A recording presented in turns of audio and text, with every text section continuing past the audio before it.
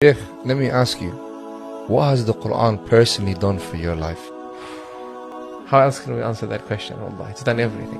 What hasn't the Qur'an done to life as we know it? Don't make it specific to my life or your life or anyone's life. What hasn't the Qur'an done to life as we know it? The Qur'an touched an angel, and he's known as the greatest angel. And it touched a messenger, and he's known as the greatest messenger. It touched a language, it's known as the greatest language. It touched a night, and it's known as the greatest night, a night that is better than 1,000 months. It touched a month, and we know it as the greatest month. It touched a place, we know it as the greatest place.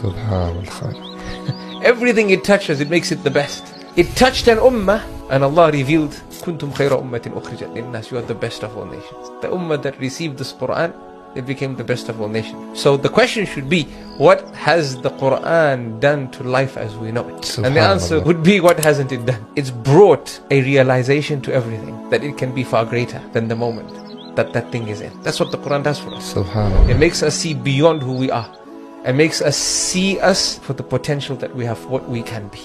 And wallahi, you read the Qur'an whilst driving, and that verse rubs you in a particular way. You read the same verse when you're in the air, subhanallah, and you get a different realization and message from the verse. It's truly the gift that keeps gifting. Wallahi, every book in your life, and we've gathered many books in our life: math, science, geography, history, chemistry, physics, productivity books in the dozens.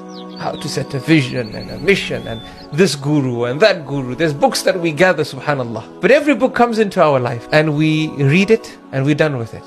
At the end, it either sits on a shelf because we just like to look at it, or we give it to someone else to read, or we sell it, the second-hand market, or we throw it away. Every book, think about every book that's come across your hand, your table, in your life.